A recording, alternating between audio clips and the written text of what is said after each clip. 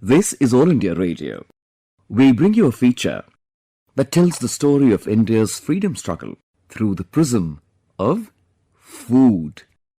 The feature is titled Food Trail to Freedom. आइए आइए आइए। अरे क्या हो गया पृथ्वी, ऐसे क्यों देख रहे हो? Quite a spread, isn't it? There is something from all your regions. Mr. Shanyal, আপনার দেশ থেকে এসছে আলু পোস্ত আর কাটা চচ্চড়ি, ঠিক আছে? Was my ঠিক আছে Bengali all right? Don't worry, the food is much better. Mrs. Swaminathan, please don't look so worried. There's loads of vegetarian food. Idli, dosai, ille, Malik Tony und... Poor Ma. Singh Saab, I was only telling her that there is no idli sambar, only Malik Tony. It's a soup. Na. अरे ਤੁਹਾਡੇ ਵਾਸਤੇ ਕੁੱਕੜ ਹੈ ਨਾ ਜੀ, ਤੰਦੂਰੀ ਸ਼ੇਰੇ ਪੰਜਾਬ ਤੋਂ। राकेश, काहे मुरझात हो? तोहार लिए लिट्टी चोखा होई बा, दाल बा, भात बा, रोटी बा, hot chapatis of the Tawa.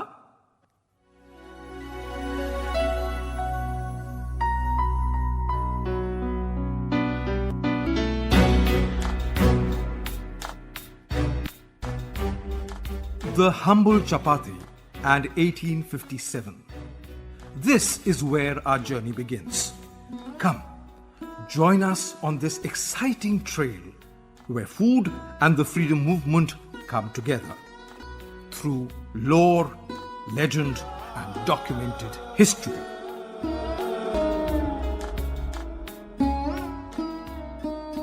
Food had kicked up a war storm in 1857. The immediate cause of the first great war of Indian independence was the canny strategy of the British to force the Indian soldiers serving in the British Army to bite open the cartridges of the Enfield rifles. In effect, they were swallowing beef and pork grease, covering the bullets to keep them dry. In one stroke, East India Company had antagonized the religious sensitivity of both Hindus and Muslims, uniting them in the war of independence.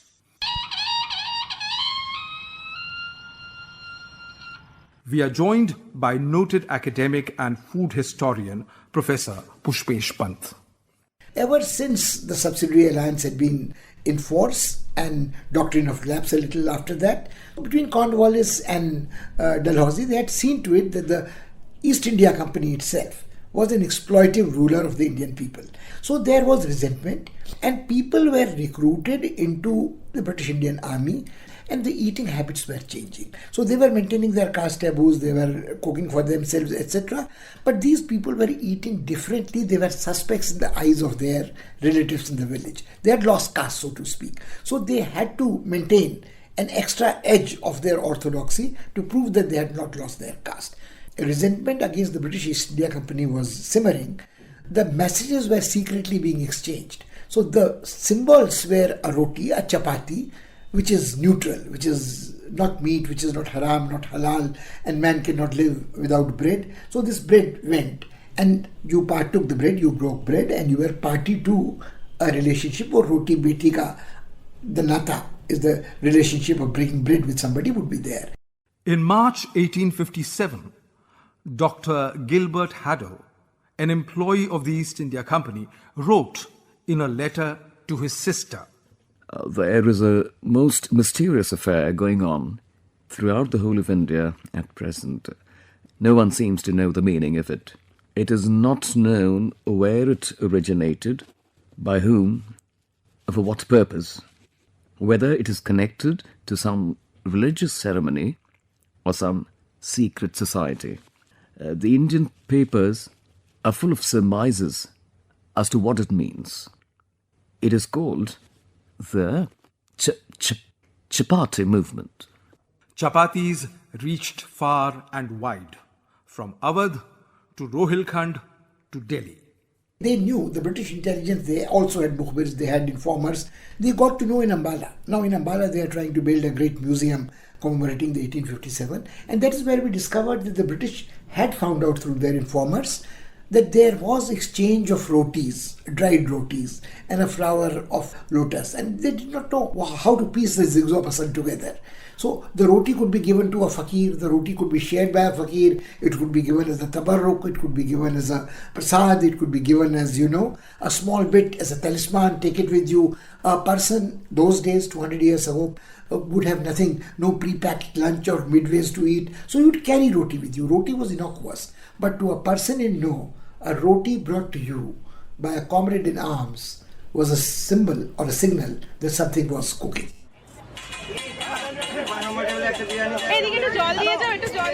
Shall we try some chatpat street food now? ও দাদা বিরিয়ানিতে আলু কই? The signature potato is what sets the Calcutta biryani apart from its Awadh or Hyderabad counterparts. This story is about the last Nawab of the kingdom of Awadh, Wajid Ali Shah, whose reign was cut short in 1856 by Lord Dalhousie and his imperial ambitions. Exiled in Metia Bruz on the fringes of Calcutta with his family and retinue, he tried to recreate an imitation of the Lucknow he had been forced to leave behind, complete with music from the Naubat Khana, cockfights and kabutarbazi. Other significant imports were Thumri and Kathak. But what the Bengalis love Wajid Ali Shah most is for the biryani. How the meat and rice dish from Lucknow travelled to Calcutta and how it evolved into the Calcutta biryani is a tale often told by the Nawab's descendants. And today we have his great-great-granddaughter Manzilat Fatima with us to share it with you. When Wajid Ali Shah came to Matia Burj and his new kitchen was established over here, there were still experiments and innovations going on in his kitchen because he was too much into gastronomy. Even when in Lucknow, gastronomy was treated as an art. Similarly, when kitchen was established in Matia Burj, similar things were happening over here. Definitely there were spices that were not available in Bengal that were used in Awadhi cuisine at that time. Now, though, it was tough to replicate those recipes that they were following in Lucknow. The addition of potato in biryani was part of one of the innovations or experiments that were happening in his kitchen. Potato was a very special vegetable. It was an exotic vegetable which was fresh in the market, and it was costly and not everybody could afford it. So it was made to be a part of biryani, and as we know that potato takes in all the flavors of the dish in which it is cooked. So similarly, when potato was added to biryani, it absorbed all the flavors. It was liked by the Nawab, it was liked by other people, it was liked by his family, and therefore it was continued even after his death. I've heard my father saying that जिस वक्त वाजिद अली शाह का इंतकाल हुआ था, उस वक्त उनसे जुड़े हुए जितने लोग थे मटिया बुर्ज में, वो सब जॉबलेस हो गए थे और होमलेस भी हो गए थे बहुत उनमें से। सारे बावर्ची खानसामा कलकत्ते शहर की तरफ आए और इसी तरह से बिरयानी कलकत्ते शहर में पॉपुलर हुई और आलू उसकी एक खास पहचान बन गया और हम लोगों को भी अब आलू के साथ ही बिरयानी पसंद है। A poignant tale of what colonization did to the middle classes and the poorer sections in the Calcutta presidency is served up by Pritha Sen, food historian.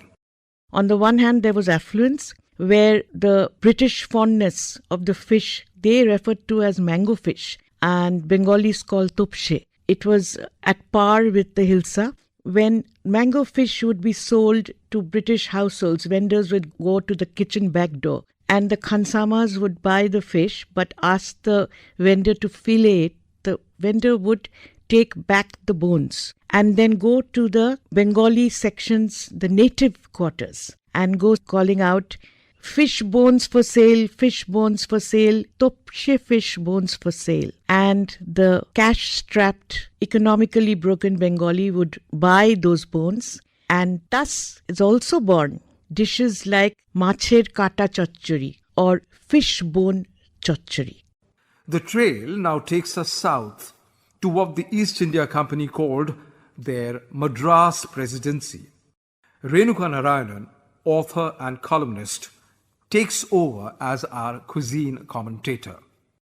People ate rice, local rice, with very sweet names like sambar rice, jiraga rice, because the grains were so small like jeera, and millets, a whole variety of local millets, leaf vegetables, gourd vegetables, and English vegetables, which were grown in the Nilgiris and trucked down to the plains, like beetroot and cauliflower and carrot, things like this, which inevitably worked their way into local dishes like avial and sambar. You know, my father remembers a sambar of Brussels sprouts. Well, these influences gradually crept into South Indian mainstream cuisine, and then it had some very interesting side effects in the form of actual dishes that were a mixture of colonial and Indian tastes, like soup and cutlets. Cutlets became hugely popular and made of vegetables or meat, as the case might be.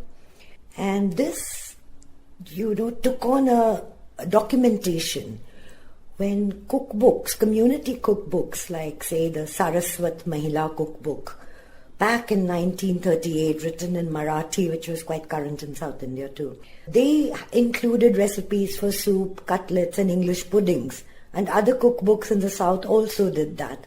So it became a very interesting, though low-key melange of tastes and traditions. Of course, the most famous and utterly delicious dish is the mulligatawny soup, said to have been invented in the Madras Club. This was basically a sturdier take on good old rasam, that tamarind soup of the South. The term mulligatawny actually comes from two Tamil words, molagu meaning pepper and tanni meaning water. So pepper water.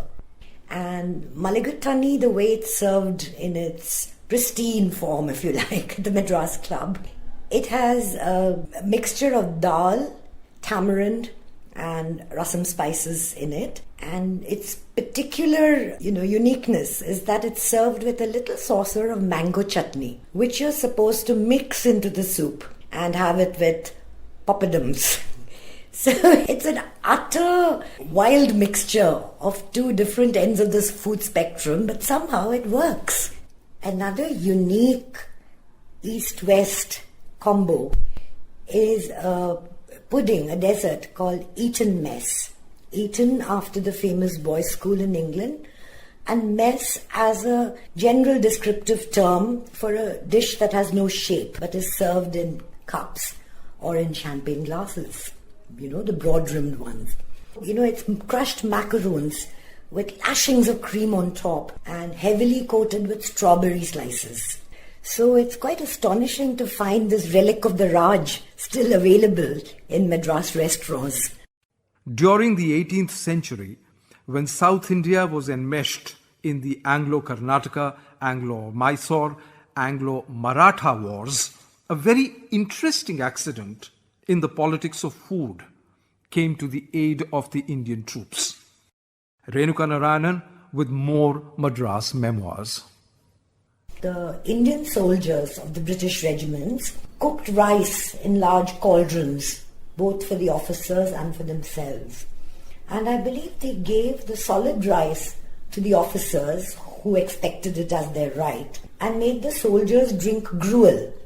But in fact, it was the gruel of rice or ragi that had the protein. So our soldiers fought and won all these wars, though it was for the British. The gruel was called kanji and kuru, made of rice or ragi.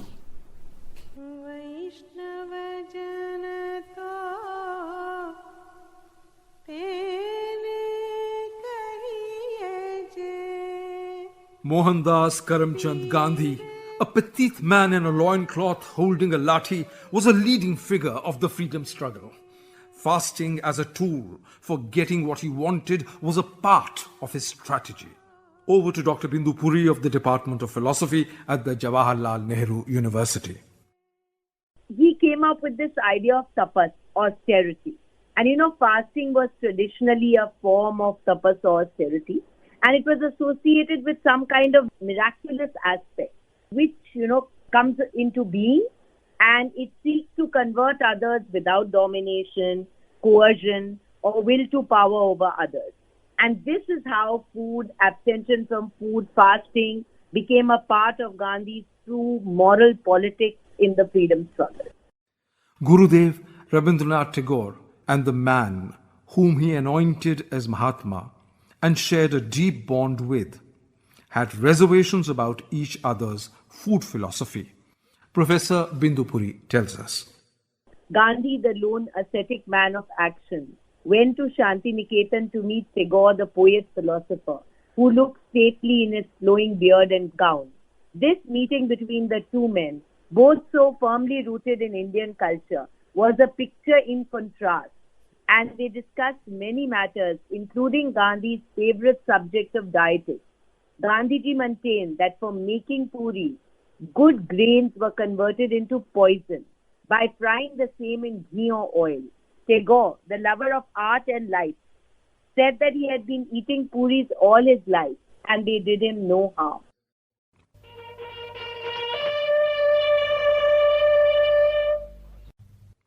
March 1931.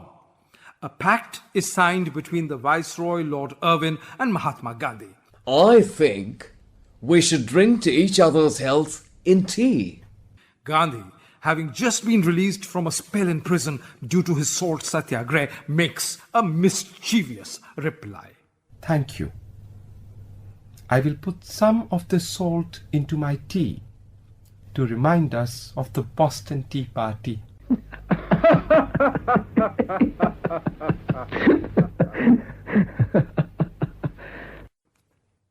Salt and tea thus came together at the Viceroy's tea table at the newly inaugurated capital city of Delhi.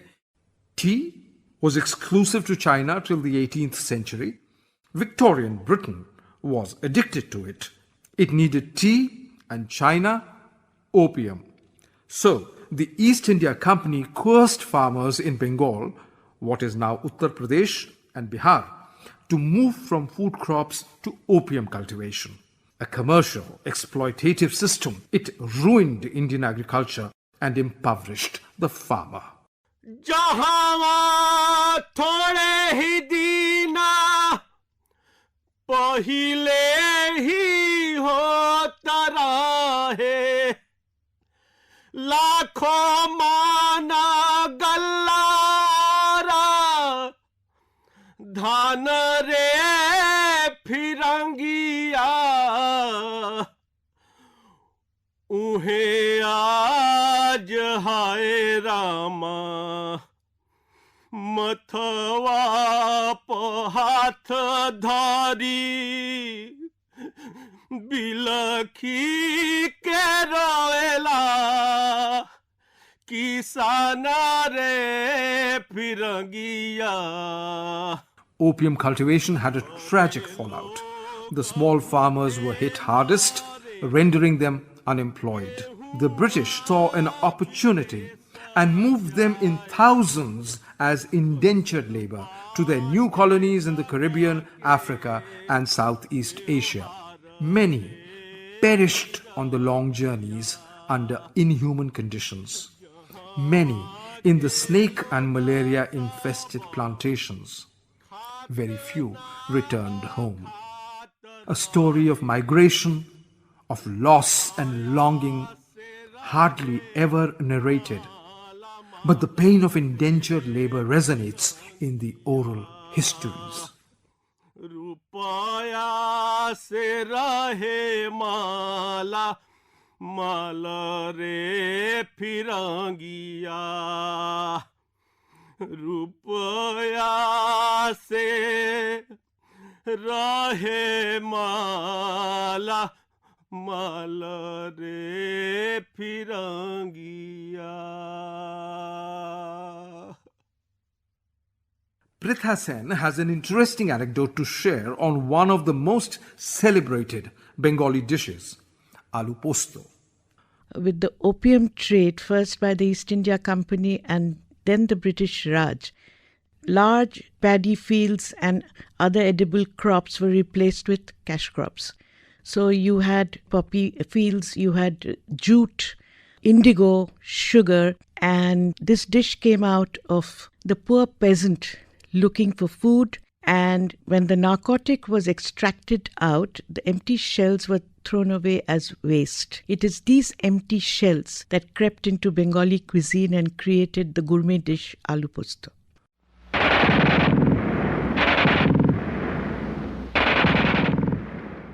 During World War II, Calcutta became the eastern front of the Allies against Japan.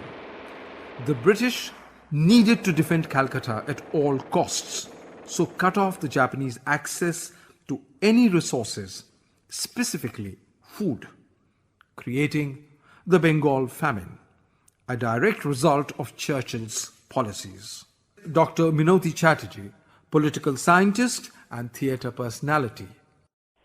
The Bengal famine, one of the worst of its kind, it brought millions to starvation, disease and untimely death, as we all know. And the official documentation said that it was static distribution of distress. But it was contradicted by one of the most characteristic features of famine, that is migration.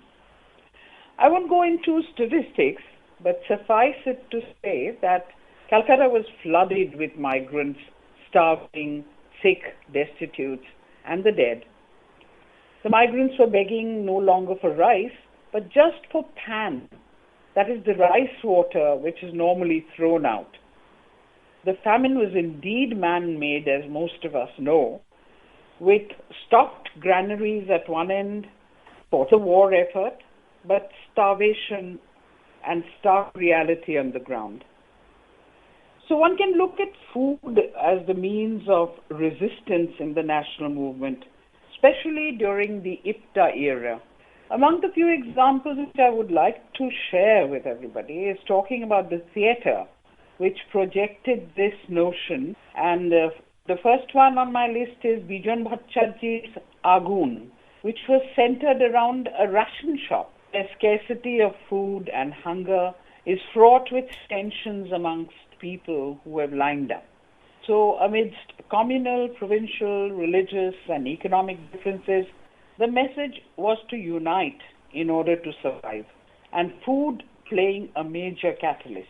One can't help but mention Harindranath Chattopadhyay's slogan of Bhukha Hai Bengal, and he sang it on numerous occasions with his singing group.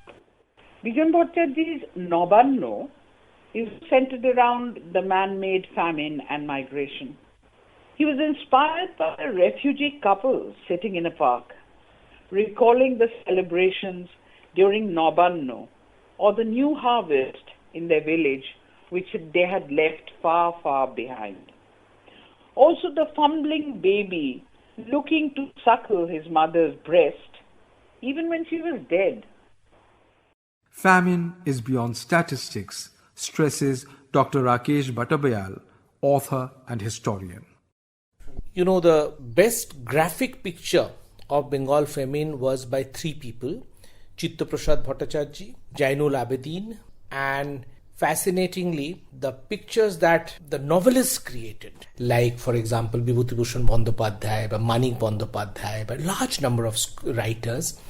And that is what this picture, novels, films have done to us, is taken us out of the mere statistical battle, because we have been arguing from the data that around 30 lakh Indians died, Bengalis died, whereas the British official figures argue that it's not that many, 1 lakh, 10 lakh, 18 lakh. So the pathos and the kind of tragedy that struck was brought by these painters, writers, cinematographers, and through that we know what had happened.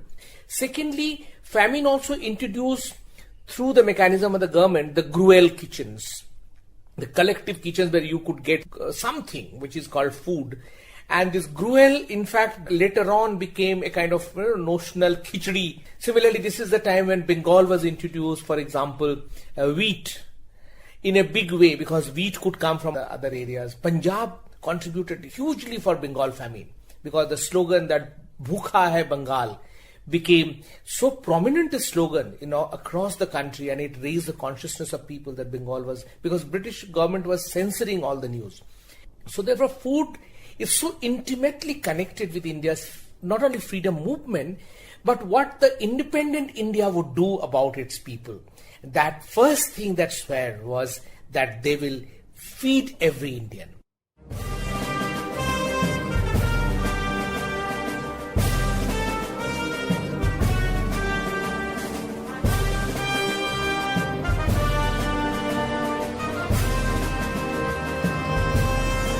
With the Chalo Dilli slogan reverberating in the hills and jungles of Burma, on March 18, 1944, Netaji's INA soldiers crossed over onto Indian soil, the hills surrounding Imphal. Netaji Subhash Chandra Bose was confident of winning the Imphal campaign, but fate intervened. The monsoons came in July, a month too early, records Krishna Bose, eminent Netaji researcher. When monsoon came and the supply line was cut off, they had no air force. On the other hand, the Americans had come and food was being dropped on the other side, and these people were fighting. I have met sepoys even who said they were fighting. They were eating grass, boiled grass, and they had their mosquito net and fished a little bit of fish. And that would be wonderful, they said, the grass and fish together. So, but that was not the nutritious food for an army at all. Hindi sipahi, oh Hindi sipahi, Hindi sipahi, rakhna hai tujhe Hind mein bunyad aman ki. Freedom came at an enormous price of partition. Professor Pushpesh Pant. When millions of refugees came from West Pakistan to India, they lost their homes and huts, and their families were separated. So ultimately what they were eating on the roadside in a dhaba, which an enterprising, entrepreneurial spirit refugee had set up with a clay oven. He was giving value for money food, which tasted like home-cooked food. So this Saja Chula, the community kitchen, which was a tradition in village, became the tandoor on the street side. So this tandoori cooking, the slow cooked dal, the bharta cooked in cooling embers of the tandoor in the night, the roti coming out of it. So you didn't have to buy fuel, you didn't have to set up something. Some refugee woman was doing it, somebody was kneading the dough, and people would have very cheap food. So this was part langar, part shared food, part sharing poverty, part sharing misery. And one of the stories which I recall, one of the Punjabi eateries very famous in Delhi is the Moti Mahal in Daryaganj. I had the good fortune to talk to the grandson of one of the partners. He said how it started. The three refugee friends accidentally met at a theka, sharab ka theka. And they said, "Oh, ki kar raha hai?" He said, "Kuch nahi, jo tu kar raha wo main kar raha hu, nothing to do." He said, "Why don't we start doing what we used to do in Lahore?" In Lahore they were working in a dhaba. So a rich friend made them a small loan. They set up a dhaba, and the rest is, they say, is history. So the history of Moti Mahal makes an interesting story, because Moti Mahal is rags to riches story. But there are very many people who had Sher-e Punjab dhaba where I come from. Indo-Nepal-Tibet border, one Mr. Pal used to have a Palda dhaba. In Nainital where I studied, it was Sher-e Punjab dhaba. So there were Sher-e Punjab dhabas almost everywhere. So this tandoorification of Indian cuisine, I think, is a major story of partition. Our food trail is coming to a close. The last halt is at Banaras, where media person Navodita Mishra awaits. No, not with pan, but something more exotic. Banarsi Tirangi Barfi. In an ode to our freedom fighters, or in a way to do their bit in the freedom struggle, a number of sweets were created by the traditional halwais of the city, especially by the Gupta brothers, Raghunath Das Gupta and Hanuman Prasad Gupta of Ram Bhandar, which is located in Thatheri Bazaar in Banaras. These sweets included names like Gandhi Gaurav, Moti Pak, Jawahar Laddu, Madan Mohan, Ballabh Sandesh, But the most famous of all these sweets was the Tirangi Barfi. Legend has it that the Rashtriya or the Tirangi Barfi was created when the British banned the Indian tricolour, and hoisting it was considered a serious offence. So this was an ingenious way of nationalistic expressions by the Gupta brothers, and it was one which attracted no penalty in the eyes of law, despite its unfailing semblance of our beloved tricolour.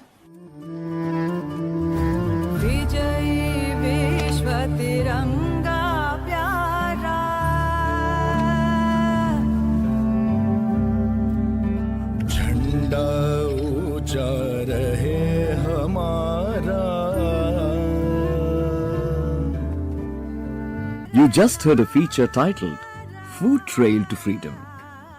Narration was rendered by Bhaveen Gossain. The artist performing the Bidesiya was Anil Mishra. The feature was scripted by Bhaveen Gossain and Basudha Banerji.